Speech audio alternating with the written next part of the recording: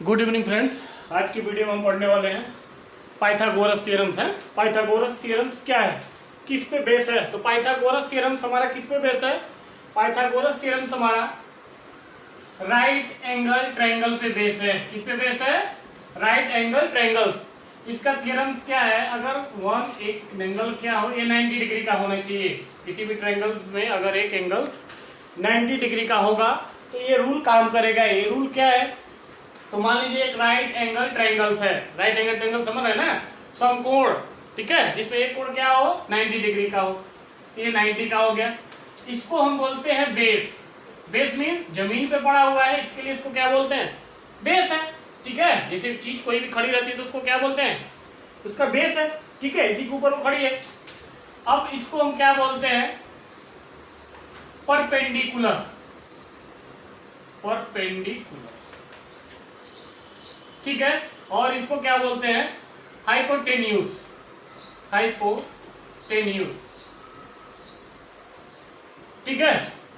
इसको बेस, इसको परपेंडिकुलर और इसको हाइपोटेन्यूज। तो अकॉर्डिंग टू पाइथागोरस थ्योरम्स, क्या होता है? तो जो सबसे लंबी आर्म्स है, या 90 डिग्री के सामने जो है, उसको हम क्या बोलते हैं? हाइपोटेन्यूज। तो सबसे लंबी आर्म्स का स्क्वायर किसके बराबर होगा? तो अदर दो आर्म्स हैं उसके स्क्वायर के सम के बराबर होगा। फॉर एग्जांपल ऐसे लिख सकते हैं, तो सबसे लंबी आर्म्स क्या है? हाइपोटेन्यूज। हाइपोटेन्यूज का स्क्वायर किसके बराबर होगा? तो बेस का स्क्वायर प्लस परपेंडिकुलर या हाइट का स्क्वायर, ठीक है, इसको हाइट भी बोल सकते हैं। तो अकॉर्डिंग टू पाइथागोरस थ्योरम्स क्या होगा? हाइपोटेन्यूज का स्क्वायर इक्वल टू बेस का स्क्वायर प्लस हाइट का स्क्वायर और परपेंडिकुलर का स्क्वायर, ठीक है।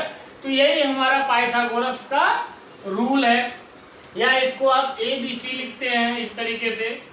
तो AB का स्क्वायर मीन सबसे लंबी आर्म्स का स्क्वायर इक्वल टू बेस का स्क्वायर प्लस परपेंडिकुलर आर्म्स का स्क्वायर, AC का स्क्वायर। तो ये हमारा क्या हो गया? पाइथागोरस थ्योरम्स हो गया। अब इस पे क्वेश्चंस कैसे आता है देख लीजिए। क्वेश्चंस क्या है? मान लीजिए एक ट्रायंगल्स दिया हुआ है, एक राइट एंगल ट्रायंगल्स है। राइट एंगल ट्रायंगल्स दिया हुआ है, उसमें आर्म्स दिया हुआ है, एक 3 है, एक 4 है। मान लीजिए एक राइट एंगल ट्रायंगल्स है, यहाँ पे बेस दिया हुआ है 3, परपेंडिकुलर आर्म्स 4 है। तो फाइंड करना है आपको हाइपोटेन्यूज। तो अकॉर्डिंग टू पाइथागोरस थ्योरम्स क्या होगा? अकॉर्डिंग टू पाइथागोरस थ्योरम्स सबसे लंबी आर्म्स का स्क्वायर इक्वल टू बेस का स्क्वायर प्लस हाइट का स्क्वायर। तो सबसे लंबी आर्म्स का स्क्वायर है AB का स्क्वायर इक्वल टू BC का स्क्वायर प्लस AC का स्क्वायर। समझ रहे हैं ना? गिवन डेट है ABC एक क्या है? ट्रायंगल्स है where base equal to 3 centimetre, height equal to 4 centimetre. तो फाइंड AB।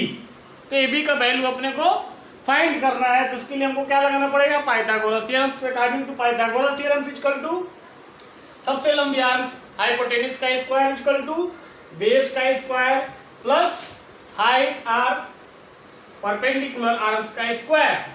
तो BC का वैल्यू है 3, तो 3 का स्क्वायर। AC का वैल्यू है 4 का स्क्वायर। तो 3 3 जा 9, 4 4 जा 16, किसके बराबर हो गया? 25 के। तो AB का स्क्वायर इक्वल टू कितना आया? 25। तो AB का स्क्वायर इक्वल टू 25, तो AB इक्वल टू क्या हो जाएगा? √25, और √25 का वैल्यू क्या होगा? 5, ठीक है। इसका वैल्यू 5 के बराबर। तो इस तरीके से आप पाइथागोरस थ्योरम्स यूज करके राइट एंगल ट्रायंगल्स में आर्म्स का वैल्यू निकाल सकते हैं। सिमिलरली ऐसे मान लीजिए 5 दिया हुआ है और ये 4 दिया हुआ है, ये 5 दिया है, ये 3 दिया है, इसका वैल्यू आपको निकालने का है। तो सिमिलरली AB का स्क्वायर किसके बराबर होता है? तो BC का स्क्वायर प्लस AC का स्क्वायर। हमको क्या क्या वैल्यू दिया हुआ है, हाइपोटेन्यूज का दिया हुआ है तो 5 का स्क्वायर, बीसी का वैल्यू दिया है तो 3 का स्क्वायर प्लस एसी का स्क्वायर। 5 5 जा 25, ये 3 3 जा 9, इधर आ जाएगा एसी का स्क्वायर। 25 माइनस 9 कितना हो जाएगा, 15 माइनस 9 16 होगा। तो AC का स्क्वायर इक्वल टू 16, तो AC इक्वल टू क्या हो जाएगा, √16 इक्वल टू 4। तो इस तरीके से आप पाइथागोरस थ्योरम यूज कर सकते हैं। उम्मीद करता हूँ कि वीडियो आपको पसंद आया होगा। चैनल को सब्सक्राइब जरूर कर लें ताकि वीडियो आप तक मिलता रहे। Thanks for watching.